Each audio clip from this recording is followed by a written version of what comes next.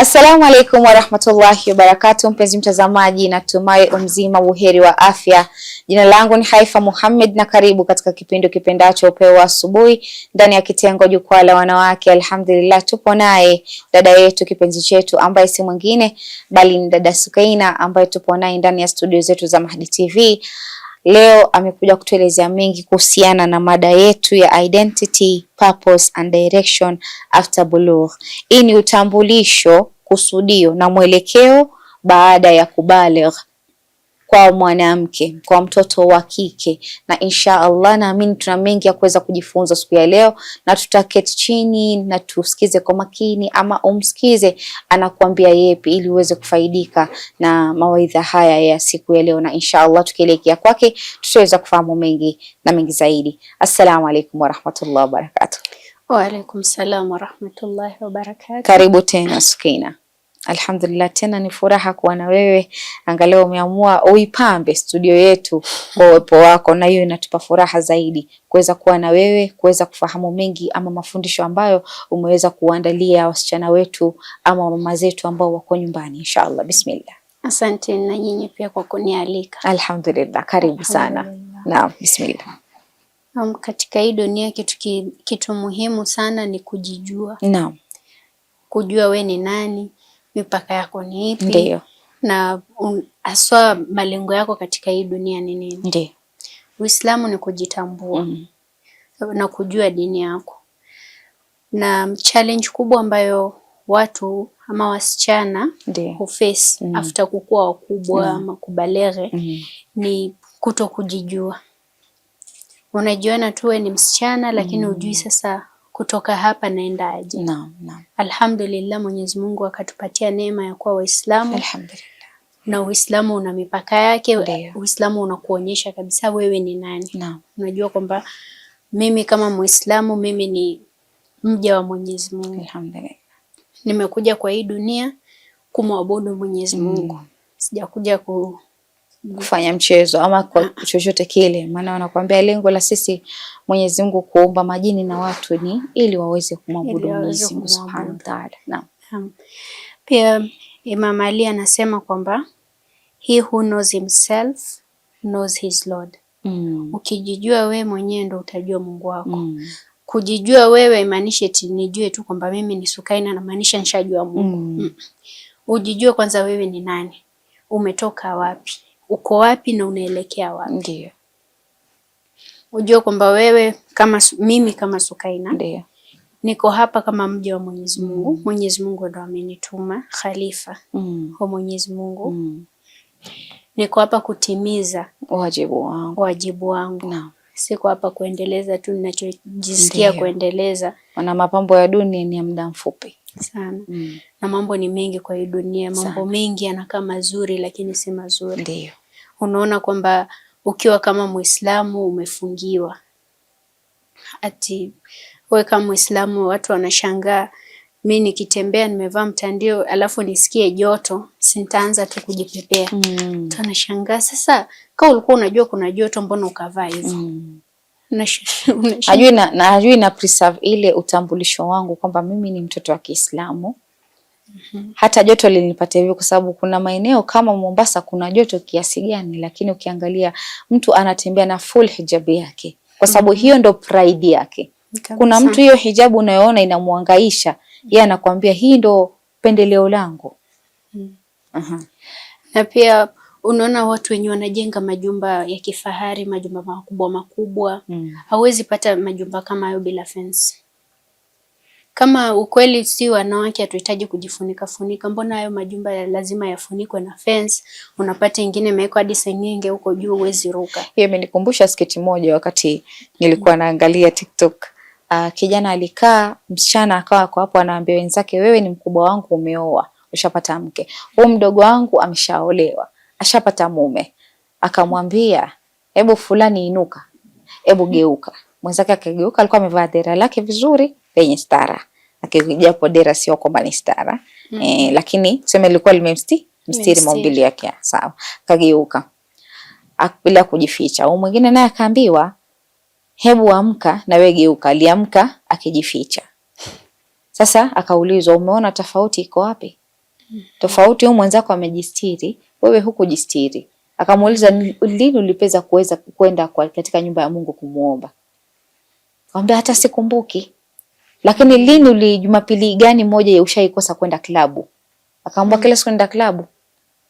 Sasa inakuwa utakuta kuna ule tofauti kati ya mtu alojistiri. Hata chakula kikiwa kizuri lazima ukifunike kisiingie nzi. Kikiingia tu wadudu ushakiacha. Nasema kimeharibika ama kichafu. Sasa huyo ndo mtoto wa kike. Naam. Mtoto wa kike ukimfundisha stara atazidi kukushukuru, yani atakuwa na ile kwamba mimi ni mtoto wa Kiislamu na nimekubali najielewa na hii dini yangu inasema hivi. Ndio hivyo kwamba hayo majumba ya kifahari pia yanastiriwa. Wanaweka watchman sijui wangapi hapo, mmoja anaangalia mbele, mwingine anaangalia nyuma. CCTV ziko, bell iko, yani wameweka ulinzi wa kila aina. Wa hali ya juu. Lakini wakiona mwanamke amejistiri, wanaanza kushangaa eti sasa mbona unajifunika funika hivyo? Si wewe ni mrembo tu vinyo huko, usijifunike. Wanasahau kwamba vitu vyao vizuri vya thamani wanavilinda, wanavifunika hivyo hivyo ambavyo sisi tunavyojifunika. Kama pesa, huwezi ona tu mtu amekuja akaweka mamilioni yake tu hapo nje, kwa sababu anajua thamani yake. Kweli. Lakini thamani ya mwanamke ndo anataka kuishusha chini kuwe wewe ni wa thamani, kwa nini unajifunika? Lakini pesa wanaifunika na waulizi kwa nini wanaificha ficha hivyo. Wanakuwa na double standards kwa sababu eti ni pesa itaibiwa. Wewe mwanamke kwa nini unajifunika? I make sense. Kama msichana pia wanahitaji kuelezewa kwamba hiyo ndo identity yako kama msichana wa Kiislamu. Haijalishi kuna joto au kuna baridi. Wewe kama Muislamu unafaa ku remain Muislamu mwanzo mpaka mwisho. Na saizi hapa ulipofikia ndio hivyo, hakuna kurudi nyuma tena. Huko mwanzo ulikuwa unalegea mara labda ulikuwa unavaa dress ya mikono mpaka hapa, hakukuwa na shida yote kwa sababu ulikuwa mdogo. Lakini saizi wewe umekuwa mtu mzima, lazima ujifunike. Na akielewa thamani ya kujifunika hata wairudi nyuma, arudishwe nyuma na watu wengine, ambaye eti hapo ni kuwa mtu wa kitambo. Kama huyo msichana mwenye alikataa kubaki shule kwa sababu aliambiwa asijistiri kama Muislamu. Nono msichana amelelewa Kiislamu kabisa. Yani dini yake imemwingia. Kuna kipindi pia cha Wahindi, I think ni ya Pakistani sana. Hicho kipindi pia kinaongelea sana kuhusiana na hijab. Huyo msichana alikuwa hapendi mtu yote aone nywele zake. Hata ilipofika nikaha yake, ule mwenye alikuwa amuoe akawa anakirihishwa kwa nini huyu asingetoa tu akaonekana nywele. Lakini anasema mimi najijua mimi ni nani. Na mimi nafanya hii kwa ajili ya Mola wangu na sio kwa ajili ya watu wanione mimi ninavyokaa. Na hiyo haihitaji watu wengine wa kuapprove. Kweli. Ndio hivyo kama ulivyosema, ninafanya hivi kwa sababu ya Mwenyezi Mungu. Unajua ni kwa nini unafanya hivyo. Ndio hapo kwamba unajielewa, ndio unavyoelekea kuelewa Mungu wako. Sababu ukishaelewa ujue tu ni approval ya Mwenyezi Mungu unahitaji, si ya mwanadamu. Hii appearance yangu yote inafaa kumuelekea Mwenyezi Mungu. Iwe inamwabudu yeye. Yani kila kitu kinamrejelea Mwenyezi Mungu. Sinafanya tu kwa sababu babangu ni Muislamu, mamangu ni Muislamu, sasa nafaa kuonekana Muislamu. Hivyo bado mimi sitathamini Uislamu wangu. Ndio maana unaangalia wazazi wanapowafunza watoto jinsi ya kuvaa, utakuta wanaambia tumieni mifano mizuri ya wanawake wa peponi. Tumieni mfano wa Bibi Khadija, tumieni mfano wa Bibi Fatima, jinsi mavazi yake yalikuwa. Alikuwa mwanamke mwenye kujistiri. Ilikuwa mwanamume asikii sauti yake. Ingawa sisi siku hizi ndio unakuta kuna ile vast wengine tumesomea kazi kama hizi, unakuta sauti zinakuwa rahisi kuweza kusikika. Lakini inategemea unatumia sauti gani. Kama tukiangalia Uislamu haujamnyima mtoto wa kike kutetea haki yake. Kweli. Ndio. Tukiangalia kama Bibi Zainab mashallah alikuwa mtetezi wa haki. Bibi Zainab alitumia sauti yake kufanya nini? Kueneza haki. Ni kama sisi tunavyotumia sauti zetu. Sasa ndo huko kuwa na stara. Ukiangalia Bibi Zainab alikuwa mtoto wa nani? Imam Ali. Na ukiangalia Bibi Fatima alimlea mtoto wake na ahlaki ya dini. Na ndio kule sisi tunapowafunza watoto siku hizi tunaambiwa unapotaka kumfunza mtoto wako angalia unamfunza kupitia nani. Kweli. Reference unamrefer nani? Huwezi niambia unamfunza mtoto kupitia Beyonce. Hapo patakuwa na mushkil mkubwa sana. Hapo tujitahidi kuhakikisha kwamba msichana amejielewa kabisa na anajua kisha kwamba kiulizwa role model wako nani? Mama yangu. Kwa nini? Mashallah hijabu yake anaivaa vizuri. Mwingine unasikia role model wako nani? Rihanna.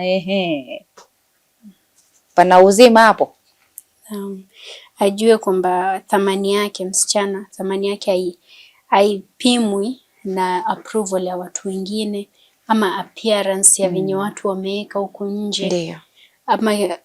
Ama popularity eti nikivaa hivi nitakuwa popular, nisipovaa hivi nitakuwa sijui. Ambao kivaa hivi ni mshamba. Acha tutabakia na huo ushamba sisi, lakini unajua kabisa sikufanyii wewe maana sikufaidishi wewe mja ambaye kesho sio kwamba utanisaidia pale mbele ya haki, hautanisaidia. Na hapo utakataa kabisa. Sababu hapo ndo tunakosea sisi. Tunafocus sana kwa hii dunia kwamba atanionaje, nitaonekana aje, huyu ni mtoto wangu akienda huko nje ataonekana aje, alafu mimi itanifikia vipi? Tunasahau kwamba mwishowe huyo mtoto mimi ndo nimemlea hivyo nilivyomlea, tabia zake ziko hivyo, ama hajiamini kutoka nje na hijab kwa sababu mimi nimemuonyesha kwamba watu ambao labda wana pesa hawavai hijab, wanatoa hijab. So yeye akivaa hijab inamaanisha labda yeye ametokana na watu maskini. Na ukiangalia yani kama wazazi kuna jambo ambalo wanapaswa kufanya, wasichoke kuwaelekeza watoto wao. Ule mtoto anapofika ile wakati wa bulugh asikose kumuelekeza hapa na hapa, hata kama atarudia mara 20. Kusudi ule mtu afanye nini? Aelewe, lakini asimkaripie. Maana ukimfanyia ukali itakuwa laingia na huku latoka na kushoto. Sasa bora ukae naye chini, mpe mifano hai ya peremende, mpe mifano hai ya matunda.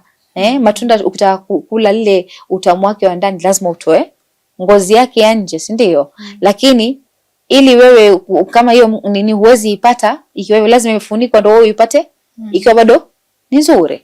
Kama unavyoenda supermarket huwezi chukua blue band ya mbele, lazima utaenda huko nyuma uchukue hiyo. Nasema eti hizo ndo fresh zaidi. Sasa ukishampatia mfano kama huo atakumbuka. Ndio. Na yeye mwenyewe pia ajue thamani yake na kujijua yeye ni nani haswa. Kuwa mja wa Mwenyezi Mungu si kitu kidogo. Si kitu kidogo. Hata kama tunaona kwamba tumefungiwa, lakini huo ndo uzuri wa dini sasa. Ukishajielewa hivi, ukishapata hiyo identity, msichana akishakuwa ameridhika na Uislamu wake na dini yake na aelewe vizuri dini yake ni nini haswa, hata yumba kabisa. Baadaye sasa uanze fungia ndani. Na ubaya hata ukimfungia kama ni wa kuharibika ataharibika tu.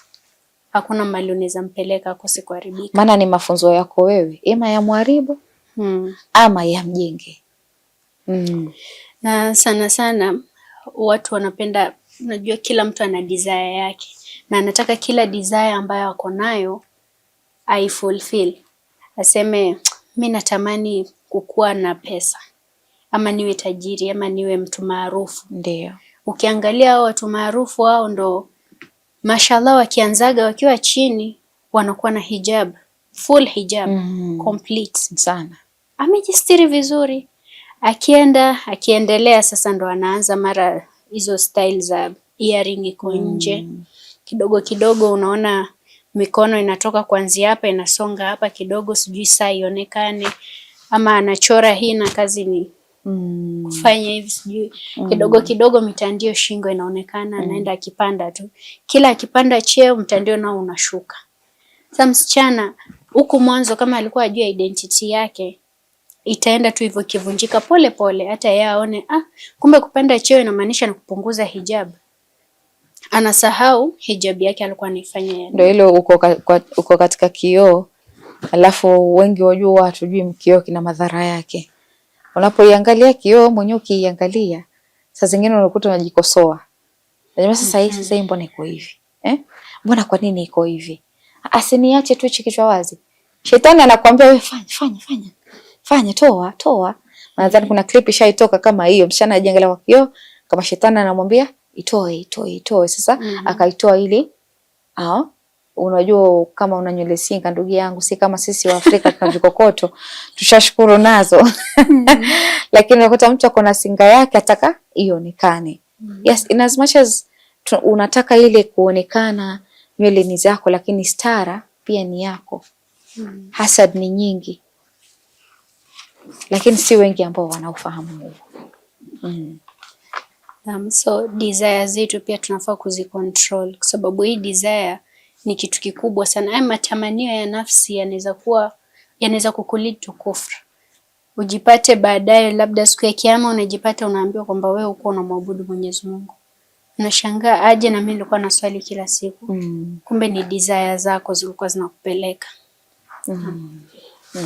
Naam, shukran sana Sukina. Acha tuchukue mapumziko, tukirudi tuweza kuendelea na hii awamu ya pili kuweza kufahamu mengi kuhusiana na ile swala la purpose na identity na hiyo nyingine. Nadhani itakuwa imenipotea katika akili. Na direction, mwelekeo, yani hiyo utambulisho na hiyo purpose na hiyo mwelekeo baada ya bulugh. Shukran sana. Kurudi kwako mpenzi mtazamaji, natumai katika awamu ya kwanza tukiwa na Sukaina, natumai unazidi kufaidika na yeye, unazidi kufahamu mawili matatu ambayo tunazidi kuyaangazia na kuyaelezea, haswa tunapotaka kufahamu kuhusiana na swala zima la utambulisho, na swala zima la purpose, na swala zima la direction. Kuweza kufahamu haya mambo matatu ni muhimu sana baada ya bulugh. Ni mwelekeo gani ambao mtoto atachukua? Naam, ni mwelekeo gani, ni utambulisho gani anafaa kujivaa nao? Lazima ajitambue kwamba yeye ni mtoto wa Kiislamu. Kuna vitu ambavyo ameamriwa avifanye, ni muhimu sana kuweza kuvifanya. Na insha Allah mpenzi mtazamaji, tukirudi katika awamu ya pili tutazidisha mazungumzo yetu zaidi. Kwa sasa acha tuchukue tama la maji, tutakaporudi tutaweza kuendelea zaidi.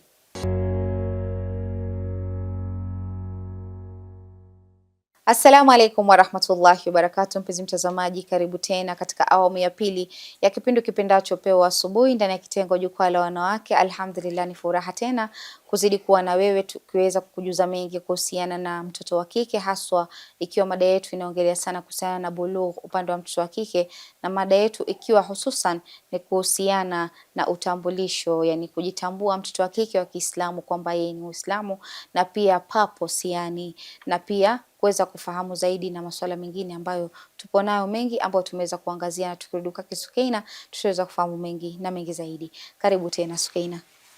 Naam, tukiendelea. Kabla ya mapumziko tulikuwa tunazungumzia desire. Ndio. Na hizi desires ndo zenye zinatuweka sehemu ambazo hatufai. Inakuwa imekufunga.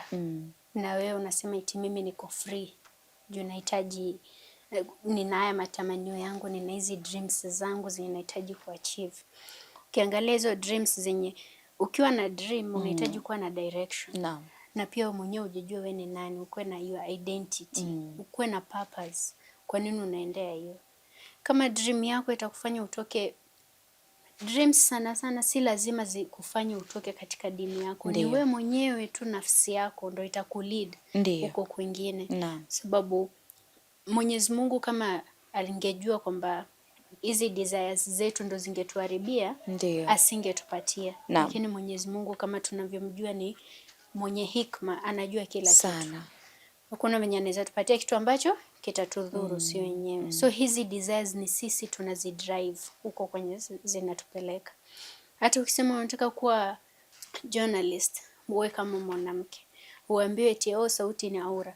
Wewe mwenyewe unajua haifa, kuna vile ukizungumza, kuna ile sauti ambayo unajua nikitoa hii sauti, hata mimi mwenyewe najua hii sauti si normal. Kweli. Lakini kuna sauti nyingine yenye naweza tumia ambayo ni yako ya kawaida unaitumia. Haina madhara yoyote. Ndio. Lakini sasa unapata wengine wanakuwa so strict, wanasema mwanamke hawezi ongea mbele ya wanaume kwa sababu sauti ni aura, ama sauti ya mwanamke inaleta fitna. Hiyo ndio inakuwa mitihani mmoja ambayo watu wengi mpaka tunaonekana kwamba Uislamu unakandamiza mwanamke bila ya kuelewa falsafa ndani yake, ama hukumu hii inatolewa kwa nia gani Je, kuna vitu ambavyo viko nyuma yake vinavyozuia hichi kitu ama vinavyofanya hichi kitu kiekwe hivi? Lazima watu waweze kupima kuhusiana na hiyo mizani. Ni kama vile Sheikh Haidarusi siku moja alikuwa anasema ya kwamba huwezi mkataza tu mwanamke ametoka nje sawa, bila labda ruhusa yako ama nini, unasema tayari yule ametoka hivi na hivi na hivi. Hiyo hukumu yake umeisoma vipi? Umeelewa vipi mpaka ukafikia katika hicho kitengo cha labda kumnyima huyu mwanamke ruhusa ya kutoka?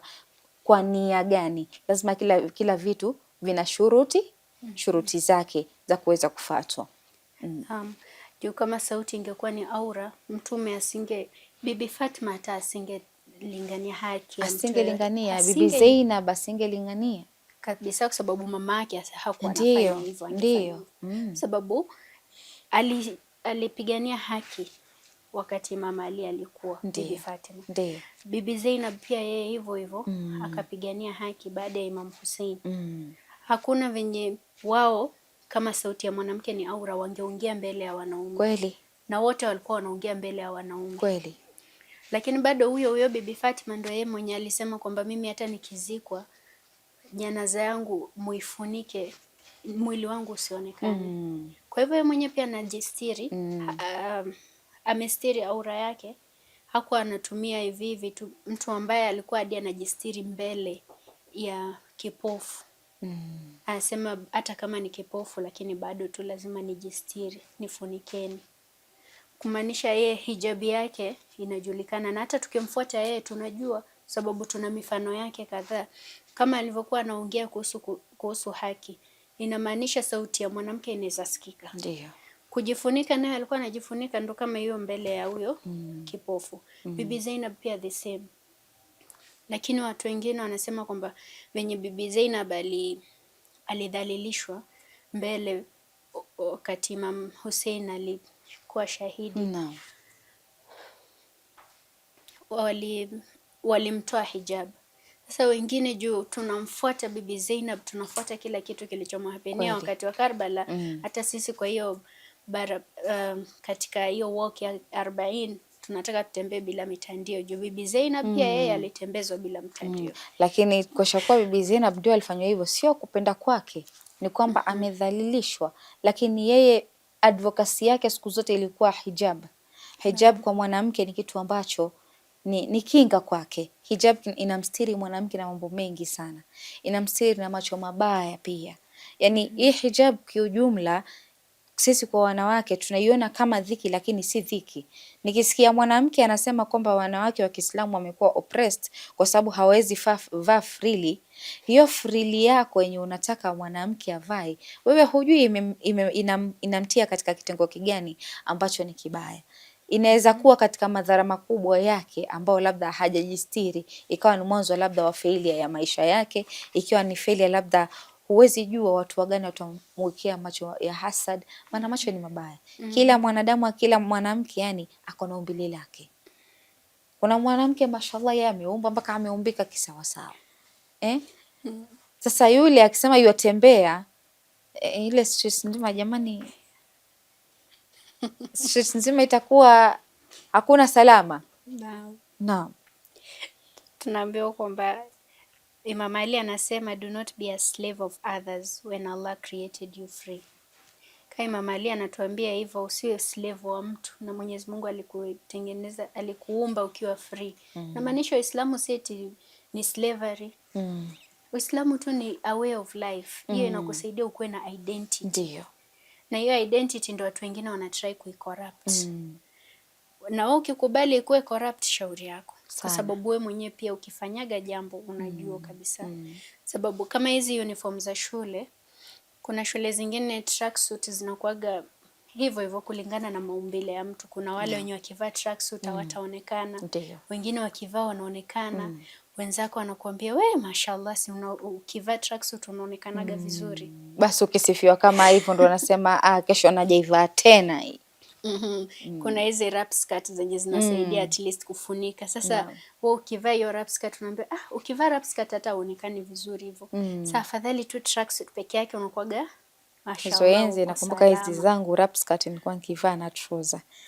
Mtu anaiona inakaa fani, Lakini kama ni mtu ambaye hujazoea hata miguu yako kuonekana, mikono yako kuonekana, ikionekana ushasikia dhiki ya maisha. Sasa hapo ndo hiyo pressure ikikuingia kwa kichwa, kurudi nyuma ni kazi. Ukishasema yenyewe kwa hivyo mimi nikivaa tracksuit naonekana vizuri utashindaga tu hivyo na tracksuit. Hata kama ni shule ya wasichana kuna walimu wa kiume. Hata kama si wa kiume, ukitoka huko nje utakumbukaga kwamba wenzangu waliniambia mimi nikivaa tracksuit nakuwaga smart.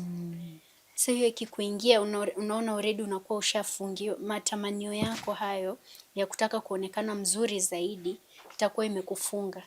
Inakufanya tu uone mimi nisipojifunika nakuwa mzuri. Nikijifunika huo uzuri wangu nao naufunika. Sasa sionekani kama mtu ambaye anavutia. Already hiyo ni matamanio yamekufungia. Na Mwenyezi Mungu alikuumba ukiwa free, na hijab hakukupatia eti ndio uende huko nje udhalilike. Ni kujifunika tu wewe mwenyewe na ujue thamani yako. Ujue kwamba hii thamani yako haipimwi na urembo wako. Na hata ukiwa mrembo kuna watu wanakuona wewe si mrembo. Kweli. Sababu kila mtu anaona vitu kivyake. Sio kila mtu kwake wewe ni maua. Kabisa. Kwa wengine unaweza kuwa cactus. Kuna kwa wengine wewe unaweza kuwa thorns ama cactus. Mtu akikuona yuona kero mpaka yuasikia kama kichefuchefu. Maana inaweza kuwa labda ndio sawa, mimi mtu fulani amekupenda kama ulivyo, lakini hawatakupenda watu wote siku zote. Wewe mwenzako kuona maua, huyu mwenzako yuko na python. Atasema huyu hapana. Hata hizo flowers zenyewe ukiletewa siku ya kwanza ni nzuri mashallah, unaweza zipiga picha upost. Kesho yake ziko tu mahali. Sana. Lakini ikifika tu wiki zinakuwa zisharibika, zimeanza kuonekana vibaya, rangi imepotea. Hata wewe kama ni urembo wako unakufanya ujione una thamani, ujue utazeeka. Ama kama ni sura itaanza kutokea mapimples ama wrinkles. Kuna mtu anakuambia amefikia umri ambao mwanamke amuolewi haraka, unazeeka. Namwambia kuzeeka si constant ndugu yangu. Yaani kuzeeka ni constant, lazima kila mtu atazeeka. Hakuna mwenye tabakia kijana siku zote. Lakini ile roho na akhlaki yako itabakia pale pale. Kabisa. Ndio hivyo tunafaa kujua our purpose in this life. Purpose yetu ni kumwabudu Mwenyezi Mungu. Ndio yani msichana akishapata hiyo purpose yake, akishajua kwamba my identity mimi ni a Muslim girl. Na nimekuja kwa hii dunia kumwabudu Mwenyezi Mungu. Si kuonyesha urembo wangu kwa wanadamu. Kama mimi ni mrembo nitabakia tu kuwa mrembo. Mnione msinione, nitabakia kuwa mrembo.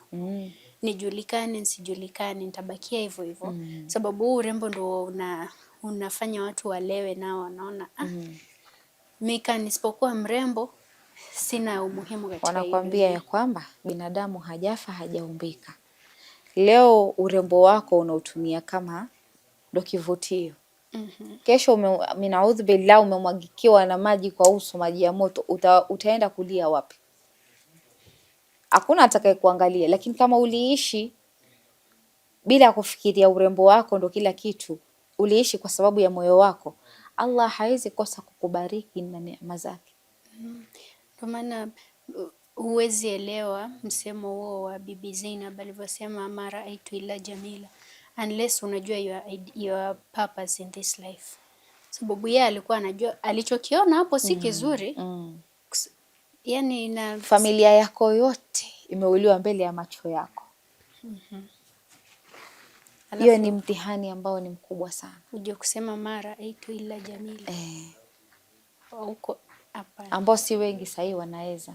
Kabisa. Hata saizi mtu anaweza sema juu kwetu tunateseka, hatuna chakula, tukilala, hatuna TV, sijui hatuna wifi, hatuna gari, hatuna nini, hakuna siku yenye tutaikuwa na kitu.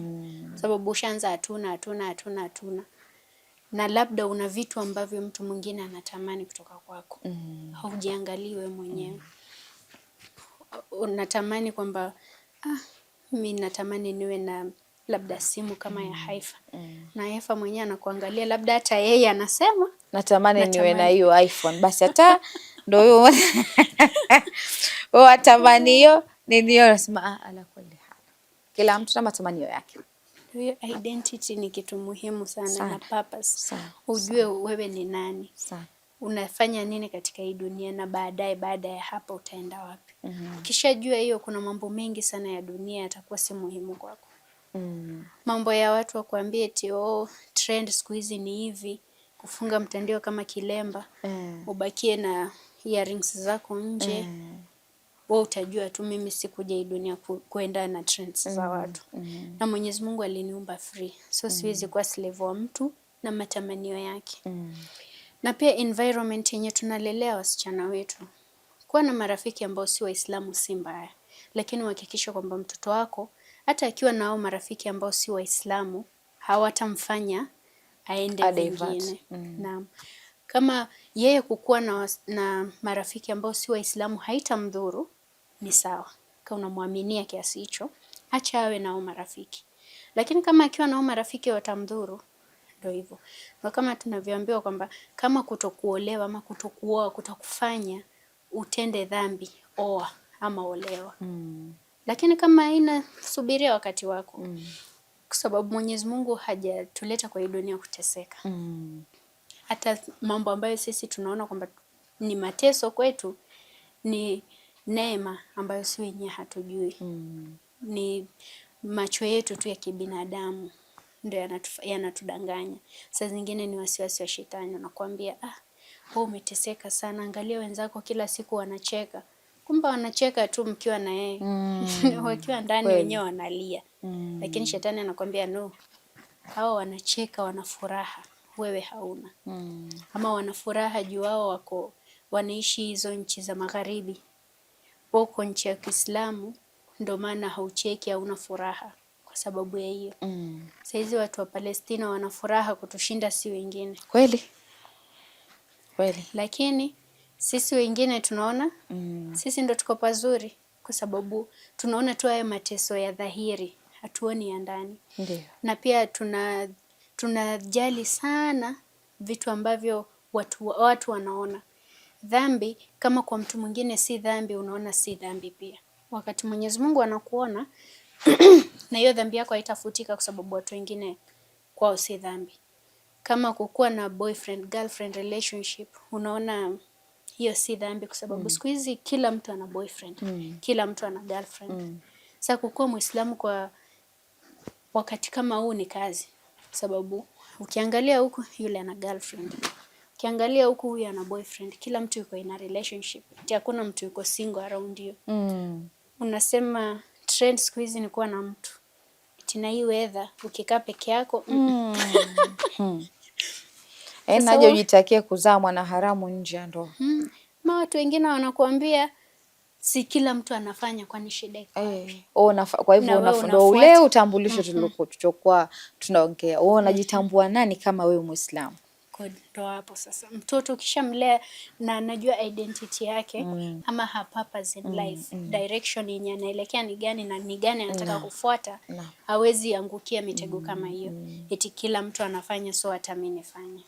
Unajua alhamdulillah mtoto wangu hata nikimwacha mahali popote atakuwa salama. Mashaallah. Lakini kama hana identity, hana hata sense of direction, hakuna mahali ataenda. Naam, shukran sana. Na inshallah kama tukimalizia uweze kumuelezea mpenzi mtazamaji kuhusiana na haya tuliyoongea, ni ipi ambayo labda anapaswa kuzingatia na kuyaelewa na kuelezea zaidi ili aweze kupata ufahamu zaidi wa jambo hili. Sana sisi kama wazazi ama watu wakubwa ambao watu wadogo wanatuangalia, ni kwamba tujue kwanza si wenyewe identity yetu ni gani. Sisi kama Waislamu tuishi kama Waislamu. Si wewe ni Muislamu unaishi kama Mswahili, jua ni Mswahili.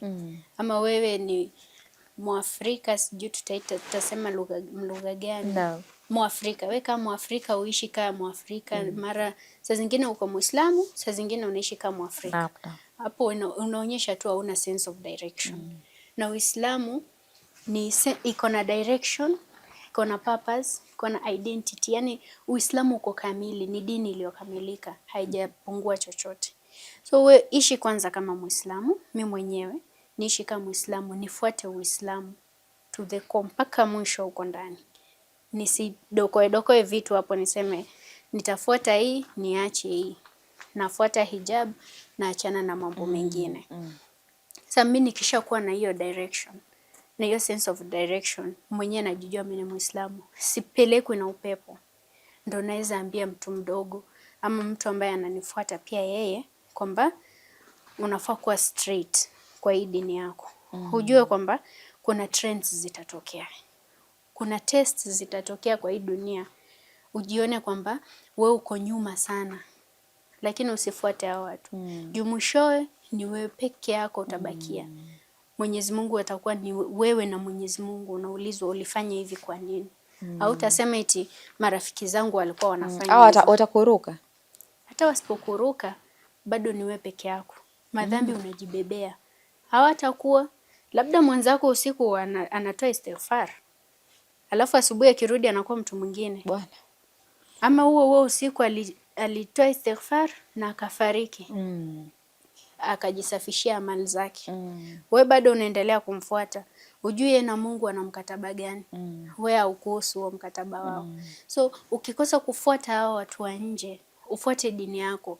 Kama venye Imam Ali anasema, ukijijua ndo utajua Mola wako. Ukifuata tu hiyo hadith, uifuate to the, yani mpaka mwisho, hakuna venye utalegea utaenda njia ambayo sio. Naam, so si wenyewe kwanza tujirekebishe, tuwe watu ambao tunaonekana tunajielewa, tunaelewa tuko wapi, ndo wengine pia wanaotuona wanatufuata. Si lazima tuwaambie, sababu actions zetu zinawaonyesha. Alhamdulillah, ni jambo la kheri na neema, kwa sababu alhamdulillah ni kitu ambacho sisi kama kina dada wa watu, sisi kama mashangazi, maana kwa wengine tushaitwa maanti, alhamdulillah. Sasa unakuta kuna vitu lazima uweze kumwelimisha ule mtoto wa kike ndo ajijue, ajifahamu zaidi, labda kuhusiana na bulugh na nini na nini. Alai hal, alhamdulillah rabbil alamin, ni kitu ambacho ni cha furaha, na shukrani sana Sukaina kwa kuweza kuwa na sisi kuanzia mwanzo hadi mwisho. Ni furaha zaidi, na tunajua insha Allah utarudi tena na mengine ili kuweza kutufunza, kutujulisha, kumfunza mwanamke aweze kujifahamu zaidi na zaidi. Shukrani sana. Kurudi kwako mpenzi mtazamaji, natumai katika awamu ya pili tukiwa naye Sukaina ndani ya studio zetu za Mahdi TV, naamini umeweza kufaidika na mengi ambayo ameweza kuyaangazia. Binafsi nimefurahi vile imeenda, ni kwamba ameweza kuelezea vizuri na kwa undani kuhusiana na mada hizo ambazo zilikuwa zimetolewa insha Allah. Kufikia hapo sina mengi ya kusema isipokuwa ni kukwambia fi amanillah.